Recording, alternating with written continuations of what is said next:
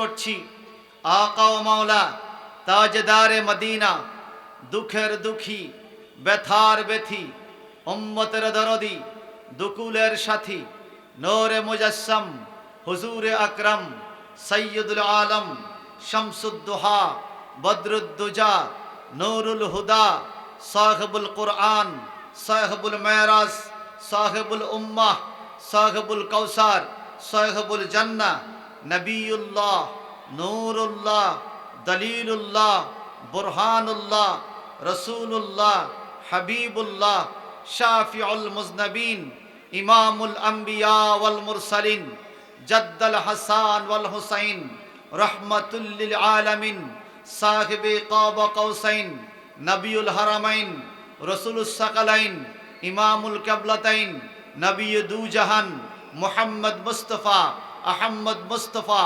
সাল্লাল্লাহু আলাইহি ওয়াসাল্লামের কদম পাকে যেই নবীর উম্মত হতে পেরে বর্তমান বিশ্বে কে কেমন খুশি জানি না, বর্তমান টাইমে আখিরি নবীর উম্মত হতে পেরে আমি সবচাইতে খুশি।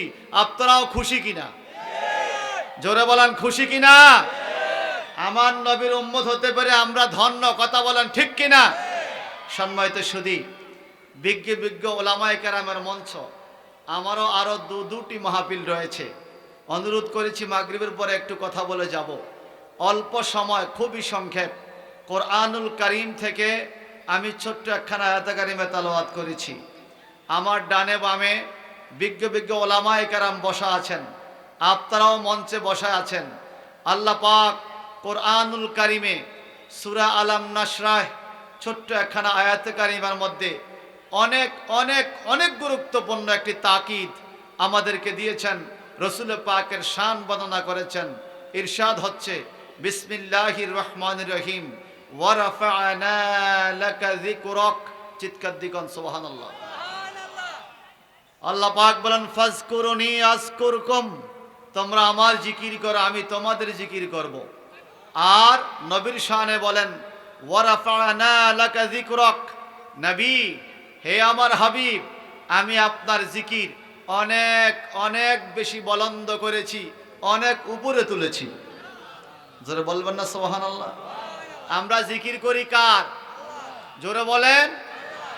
আল্লাহ হাবিবের শানে বলছেন জিকরাক, আপনার ইজ্জত, আপনার আলোচনা, আপনার নাম, আপনার জিকির অনেক উপরে। কত উপরে? আসুন, এই হুজুরে পড়ায়, এই হুজুরেও পড়ায়। ফাজিল মাদ্রাসায়, আমাদের হাজীগঞ্জ কওমি মাদ্রাসায়ও আছে এবং হাজীগঞ্জ আলিয়া মাদ্রাসায় কিতাবখান রয়েছে। জগৎ বিখ্যাত তাফসির, তাফসির জালালান শরীফ লিখেছেন ইমাম জালালউদ্দিন মহল্লি রহমতুল্লাহ আলাই এবং ইমাম জালালউদ্দিন সিউতি রহমতুল্লাহ আলাই। দুইজন জালাল লেখার কারণে, একজন উস্তাদ একজন ছাত্র, ছাত্র এবং উস্তাদ দুই জালালের লেখার কারণে এই কিতাবের নাম হয়েছে তাফসির ও জালালাইন, দুই জালালের তফসির। কোরআনুল কারীমের এই ব্যাখ্যা গ্রন্থ তাফসিরুল কোরআন, কোরআনুল কারীমের এই ব্যাখ্যা গ্রন্থ তাফসির জালালান শরীফের মধ্যে ওয়া রাফা'না লাকা যিকরাক এই আয়াতের ব্যাখ্যা করেছেন ইমাম জালালউদ্দিন মহল্লি রহমাতুল্লাহ আলাইহি। বলেন আল্লাহ পাক বুঝাইতে চায় নবীর শান মান কত উপরে। আল্লাহ বলেন বিয়ান তাসকুরা মা যিকরি ফিল আজানে ওয়াল একামতে ওয়াল খুতবাতে ওয়া তাশাহুদে ওয়া গায়রিহা, যাদের জবান ক্লিয়ার আছে চিৎকার দিয়ে বলি আল্লাহু আকবার। আয় আয় আয় আর জোরে বল আল্লাহু আকবার। ইমাম জালালউদ্দিন মহল্লির ফতোয়া আমরা মানব না। যদি না মানি ওনার কিতাব কেন মাদ্রাসায় পড়াবেন? আর কেন মানব? উনি এমন একজন গ্রহণযোগ্য তাফসির কারক যিনি বলেন রাআইতুন নবিয়্যা সাল্লাল্লাহু আলাইহি ওয়াসাল্লাম সালাসুনা মাররাতান ফি হায়াতি, I saw my Prophet sallallahu alaihi wasallam in my life in condition of sleeping 30 times for writing of the tafsir of the Holy Quran. Who is tafsir? Is tafsir জালালান শরীফ। এই তাফসির জালালান শরীফ লেখার কারণে ইমাম জালালউদ্দিন মহল্লি নিজেই বলেন উনি ওনার জীবনে আল্লাহ রসুলকে 30 বার স্বপ্নে দেখছে। কতবার? আওয়াজ দিয়ে বলেন কতবার? যিনি রসুলের পাককে 30 বার স্বপ্নে দেখেছেন, ওনার ফতুয়া মানা যায় কি যায় না? বলেন যায় কি যায় না? উনি বলেন বিয়ান তাসকুরা মা যিকরি, আল্লাহ বলে হাবিব আমার পৃথিবীর মানুষ যেন আপনার জিকির করে মা যিকরি, আমার জিকিরের সাথে। তো আল্লাহ বলে কোন জায়গায়? ইমাম জালালউদ্দিন মুহল্লি তুলে দিলেন ফতুয়া, ফিল আজানে ওয়াল একামতে ওয়াল খুতবাতে ওয়া তাশাহুদে ওয়া গায়রিহা।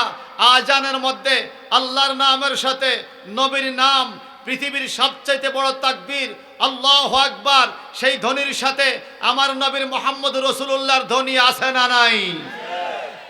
একামতে ওয়া খুতবাতে, যত জায়গায় খুতবা শুনবেন ইমাম সাহেবদের, খুতবার মধ্যে আল্লাহর সানাসিপতের সাথে আমার নবীর নাম আছে না নাই? আওয়াজ দিয়ে বলেন। ওয়া তাশাহুদে, নামাজের মধ্যে আল্লাহর সানাসিপত, আল্লাহর গুণ কীর্তন, আল্লাহর প্রশংসা, কোরআনের সূরা কারাত, তাসবিহ তাহলিলের সাথে আসসালামু আলাইকা আইয়ুহান নবী বলে আমার নবীর সালাম আছে না নাই? আমরা একটু আগে জানাজার নামাজ পড়েছিলাম, পাটোয়ারি সাহেবের জানাজার নামাজ।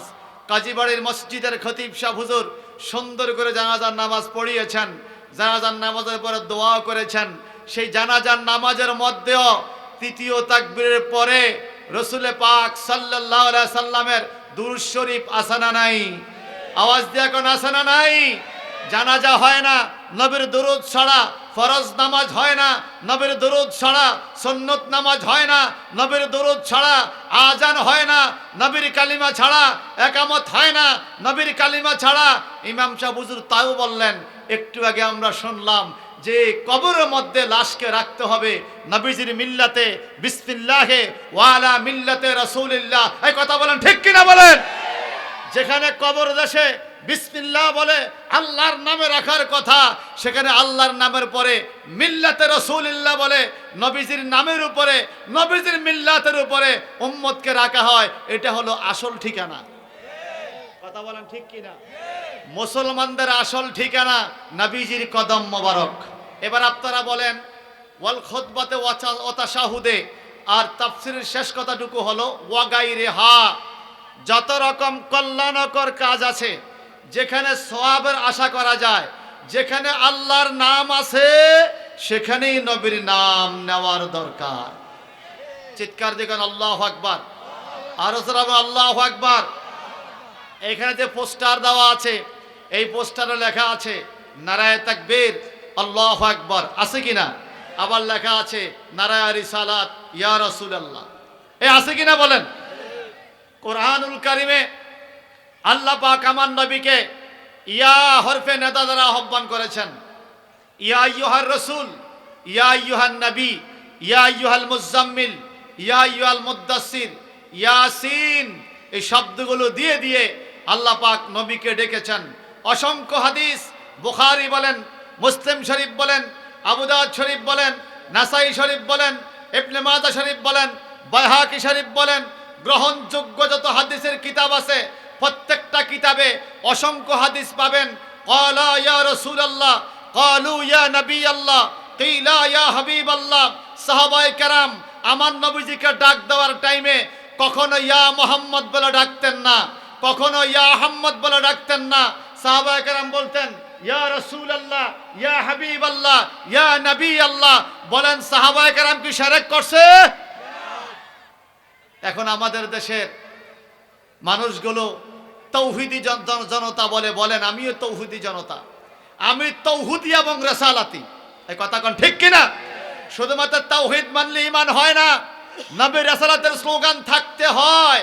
আল্লাহ পাক কোরআনুল কারীমে বলেছেন ওয়া মিনান নাসি মান ইয়াকুলু আমান্না বিল্লাহি ওয়া বিল ইয়াউমিল আখির ওয়া মা হুম বিমুমিনিন।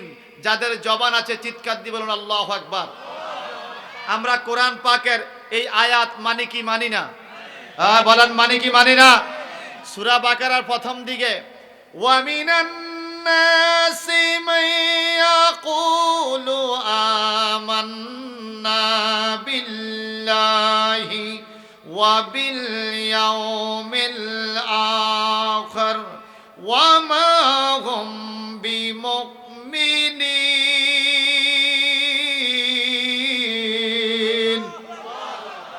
আছে না নাই? আছে না নাই? 3 মিনিটের মধ্যে শেষ করতেছি। আল্লাহ বলেন কিছু মানুষ আমার নবীর কাছে আসে মুসলমানি পোশাক লইয়া, আইসা বলে আমান্না বিল্লাহ, আমরা আল্লাহর উপর ঈমান আনছি, ভালো কথা। ওয়াবিল ইয়াউমিল আখির, পরকালের প্রতি ঈমান আনছি, ভালো কথা। এই দুইটা ভালো কাজ করার পরে আল্লাহ ফতুয়া দেয় ওয়ামা হুম বিমুমিনিন, এরা মুমিন নয়। এরা কি নয়? বলেন বলেন, কি নয়? শোনেন, আহলুস সুন্নাত ওয়াল জামাতের আকীদা কত মজবুত, কোরআনী আকীদা, হাদিসের আকীদা, সঠিক পথ ও মত হলো আহলুস সুন্নাত ওয়াল জামাতের আকীদা। কথা কোন ঠিক কিনা? কেন এরা মুমিন নয়? কারণটা কি? I have a suitable book, the Holy Quran. It is published from India. ওখানে আমি সুন্দর করে এই কোরআনে কারিমের এই তাফসিরটা পড়লাম। তাফসির রুহুল মানি থেকে এনে ইন্ডিয়াতে একটা তাফসির লিখেছেন, ডিসক্রিপশন অফ দ্য হোলি কোরআন। এই কিতাবের মধ্যে পাওয়া গেল আল্লাহর প্রতি ঈমান আনা ভালো কাজ, পরকালের প্রতি ঈমান আনা ভালো কাজ। এরা নামাজ পড়তেছে, নবীর দরবারে হাজিরা দিয়েছে, আল্লাহ কেন বলল তারা মুমিন নয়? কারণটা কি? ওই ইংরেজি রাইটার তার তাফসীর দিয়েছেন ইংলিশে। said our Lord or declare our Lord to Prophet Muhammad sallallahu alaihi wasallam, O my Prophet sallallahu alaihi wasallam, you are middle center for two side, one side Allah and other side after death. আল্লাহ ঘোষণা দেন, হে আমার হাবিব, তারা আল্লাহকে মানে, পরকাল মানে, আপনাকে মানে না। You are middle centre for two side, আপনি হলেন দুই দিকের মধ্যমণি। আপনাকে ছাড়া আল্লাহকে পাওয়া যাবে না, আপনাকে ছাড়া পরকালও পাওয়া যাবে না। এরা আল্লাহর প্রতি ঈমান আনে, আপনাকে না মেনে পরকাল মানে, আপনার রিসালাতের স্লোগান দিতে চায় না, আপনার রিসালাতকে মানে না। আপনাকে আমি কোরআন দিয়ে রসুল করে পাঠাইলাম, তারা আপনাকে তাদের মতো সাধারণ মানুষ মনে করে। এই জন্য তারা যতই নামাজ পড়ুক, যতই রোজা রাখুক, যতই আমান্না বিল্লাহ বলুক, ওয়াবিল ইয়াউমিল আখির বলুক, আমি আল্লাহ প্রমাণ করে দিলাম কিয়ামত পর্যন্ত এরকম আসতেই থাকবে। ওয়ামা হুম বিমুমিনিন, একজনও মুমিন হতে পারবে না। কথাকার? এই কথাকার? ভাই সাহেব, এই জন্য অনুরোধ করব, যে যত রকমই বলেন, ঈমানের মূল সালান, ঈমানের মূল নবী মুহাম্মদুর রাসূলুল্লাহ। এই কথা বলেন ঠিক কিনা? বলেন। ঈমানের মূল নবী মুহাম্মদুর রাসূলুল্লাহ সাল্লাল্লাহু আলাইহি ওয়াসাল্লাম। আল্লাহ পাক যেন আমাকে, আপনাকে, সবাইকে রিসালাতের পক্ষে থাকার তৌফিক দেয়। জোরে কোন আমিন। নারায়ে তাকবীর, নারায়ে রিসালাত, নারায়ে রিসালাত, নারায়ে রিসালাত, নারায়ে তাকবীর, নারায়ে রিসালাত, নারায়ে রিসালাত, নারায়ে রিসালাত। আগে তাকবীর বলতাম একবার, রিসালাতও একবার, এখন রিসালাতের দুশমন যাইছে, নারায়ে রিসালাতকে ফালতু স্লোগান বলছে। এই জন্য তাকবীর হবে একবার, রিসালাত হবে কমপক্ষে তিনবার, কমপক্ষে। এই কথা কোন ঠিক কিনা? আমরা কি নবীর রিসালাত মানি না? আল্লাহ পাক বলেন, ইন্নাকা লামিনাল মুরসালিন, ইয়াসিন আল কুরআনুল হাকিম। প্রজ্ঞাময়, বিজ্ঞানময় কোরআনের কসম খেয়ে আল্লাহ বলে, ইন্নাকা লামিনাল মুরসালিন, অবশ্যই, নিশ্চয়ই আমার নবী রিসালাতওয়ালা রাসূল। আমরা নবীর রিসালাত মানি। যারা রিসালাতের স্লোগান দিতে মুখে বাজে, আমি বলবো ভাইজান, মুখে বাজায়া লাভ নাই। নিজের নেতার স্লোগান দিচ্ছেন, নিজের রাজনৈতিক দলের স্লোগান দিচ্ছেন, নিজের মাদ্রাসার স্লোগান দিচ্ছেন, বাংলার স্লোগান দিচ্ছেন, নবীর রিসালাতের স্লোগানও দেন, পরকালে কাজে লাগবে, কবরে শুইতে হবে। বিসমিল্লাহ ওয়ালা মিল্লাতে, যত বড় গাদ্দারি করেন, নবীর মিল্লাত ছাড়া উপায়। আল্লাহ পাক রব্বুল ইজ্জত আমাকে, আপনাকে সবাইকে কবুল করুক। আমি ক্ষমা চেয়ে নিচ্ছি আপনাদের কাছে, আর সময় দিতে পারছি না। পরবর্তী বিজ্ঞ ওলামায়ে কেরাম কথা